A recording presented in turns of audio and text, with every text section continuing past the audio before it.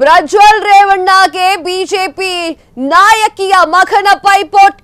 BJP ನಾಯಕಿಯ ಮಗನ 300 ಅಶ್ಲೀಲ ವಿಡಿಯೋಗಳು ಬಹಿರಂಗ.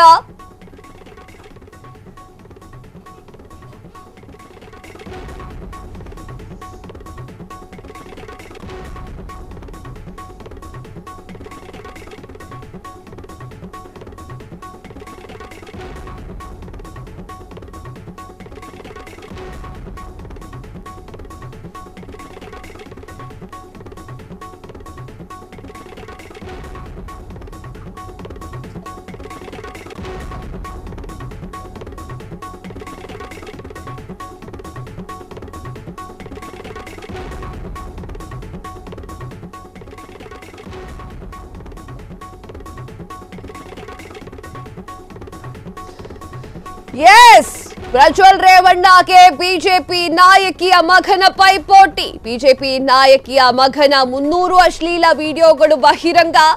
ಮತ್ತೆ ರಾಷ್ಟ್ರ ಮಟ್ಟದಲ್ಲಿ ಸುದ್ದಿಯಾಗಿರುವಂತಹ ದೇವೇಗೌಡರ ಮೊಮ್ಮಗ ಪ್ರಜ್ವಲ್ ರೇವಣ್ಣ. ಬಿಜೆಪಿ ನಾಯಕಿಯ ಮಗನ ಕೃತ್ಯಕ್ಕೂ ಪ್ರಜ್ವಲ್ ರೇವಣ್ಣಗೂ ಹೋಲಿಕೆ. ಉತ್ತರ ಪ್ರದೇಶದ ಮೈನಿಪುರಿಯ ಬಿಜೆಪಿ ಮಹಿಳಾ ನಾಯಕಿಯ ಮಗನ ಕೃತ್ಯ. ಮಹಿಳೆಯರ ಜೊತೆಗೆ ಅಶ್ಲೀಲವಾಗಿರುವಂತಹ 300 ವಿಡಿಯೋಗಳು ಬಹಿರಂಗ. ತನ್ನ ಮನೆಯಲ್ಲಿ ಅಶ್ಲೀಲವಾಗಿ ಕೃತ್ಯ ಎಸಗಿರುವಂತಹ ವಿಡಿಯೋಗಳು ಬಹಿರಂಗ. ಹಲವು ಮಹಿಳೆಯರ ಜೊತೆಗೆ ಇದೇ ರೀತಿ ಅಶ್ಲೀಲ ವಿಡಿಯೋವನ್ನ ಮಾಡಿದ್ದಾರೆ.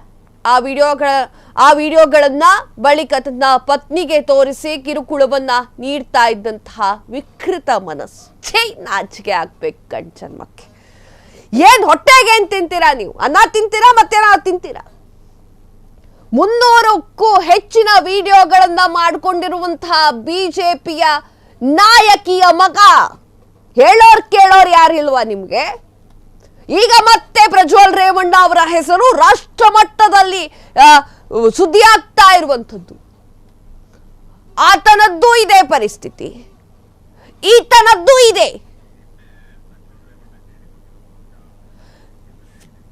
ನಿನ್ನೆ ಪ್ರಜ್ವಲ್ ರೇವಣ್ಣ ಜೈಲಿಗೆ ಹೋಗಿ 1 ವರ್ಷ. ನಿನ್ನೆಯೇ ಹೊರ ಬಂದಿರುವಂತಹ ಸುದ್ದಿ ಇದು.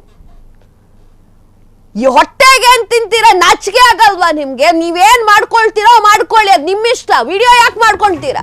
ಏನ್ ಚಂದ ಕಾಣಿಸೋಕ ಅದನ್ನ? ಪ್ರಜ್ವಲ್ ರೇವಣ್ಣ ಬಿಜೆಪಿ ನಾಯಕಿ. ಎಸ್ ವೀಕ್ಷಕರೇ, ಪ್ರಜ್ವಲ್ ರೇವಣ್ಣ ಅವರ ಹೆಸರು ಈಗ ಬಿಜೆಪಿ ಮಟ್ಟದಲ್ಲಿ ಮತ್ತೆ ಉಲ್ಲೇಖವಾಗಿದೆ. ಬಿಜೆಪಿ ನಾಯಕಿಯ ಮಗನ 300 ಅಶ್ಲೀಲ ವಿಡಿಯೋಗಳು ಬಹಿರಂಗವಾಗಿದೆ.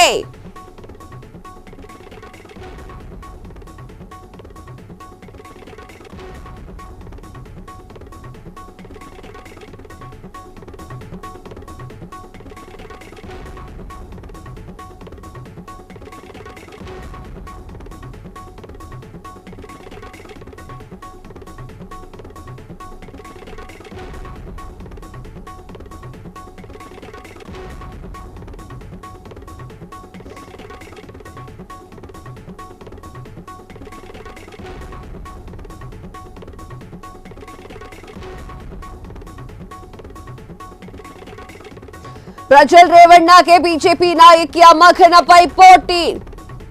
ಬಿಜೆಪಿ ನಾಯಕಿಯ ಮಗನ ಕೃತ್ಯ ಉಲ್ಲೇಖಿಸಿ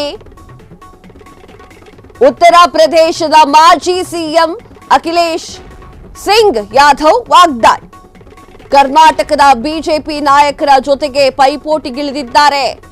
ಈ ವಿಷಯದಲ್ಲಿ ಬಿಜೆಪಿ ಅವರ ಜೊತೆಗೆ ಪೈಪೋಟಿಗಿಳಿಯಲು ಯಾರಿಂದಲೂ ಸಾಧ್ಯವಿಲ್ಲ ಎನ್ನುವಂತಹ ವಿಚಾರವನ್ನ ಅಖಿಲೇಶ್ ಯಾದವ್ ಅವರು ಹೇಳಿಕೊಂಡಿದ್ದಾರೆ, ಕಿಡಿಕಾರಿದ್ದಾರೆ. ಎಸ್, ಆತ ಯಾವ ರೀತಿಯ ವಿಕೃತಿಯನ್ನ ಮೆರೆತಿದ್ದ ಅಂತಂದ್ರೆ, ಬಿಜೆಪಿ ನಾಯಕಿಯ ಮಗ ತನ್ನ ಹೆಂಡತಿಗೂ ಕೂಡ ಬಲವಂತವಾಗಿ ತಾನು ಮಾಡಿರುವಂತಹ ಕೃತ್ಯವನ್ನ ತೋರಿಸ್ತಾ ಇದ್ದ. ಈ ವಿಚಾರವಾಗಿ ಅವರ ಹೆಂಡತಿಯೇ ಬಾಯ್ಬಿಟ್ಟಿದ್ದಾರೆ.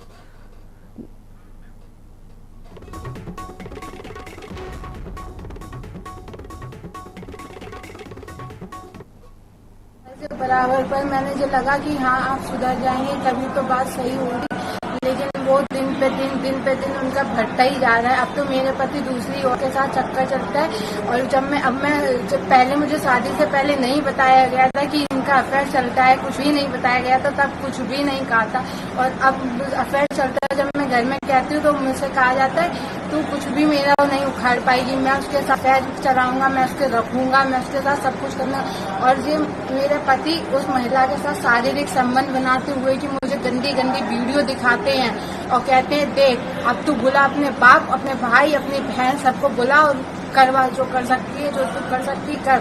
मेरी माँ जिला अध्यक्ष, चेयरमैन, नगर अध्यक्ष, सबके बड़े बड़े नेताओं के साथ उठती बैठती है। वो तेरे घर वाले सब बिक जाएंगे, सड़क पे आ जाएंगे, सबको भिखारी बना दूंगा, तेरे घर वाले अब मेरा कुछ नहीं बिगाड़ पाएंगे।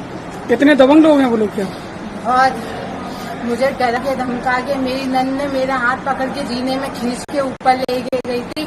मेरे सास ने मुझे मारा बहुत बुरी तरीके से। पति ने मेरा क्या कहता है, मार साली को, खुद उसके घर वाले आएंगे, सब कुछ लेके। आपके चोटों के निशान लगे हुए, ये कैसे लगे? ये मेरे पति ने, मैं चुन्नी डाली थी तब उन्हें कस के चुन्नी मेरी पकड़ के खींची, गला दबा के कह रहे तू मर जाएगी तो मैं दूसरी शादी करके लेके आऊंगा। कहता है मेरी सास कहती है तुझे तो गूंगा बना के रखूंगी, तुझे गूंगा कर दूंगी। कितने दिनों से आप प्रताड़ित कर रही है? 3 साल से बराबर। पर मैंने जो लगा कि हाँ आप सुधर जाएंगे तभी तो बात सही होगी, लेकिन वो दिन पे दिन उनका बढ़ता ही जा रहा है। अब तो मेरे पति दूसरी औरत के साथ चक्कर चलता है।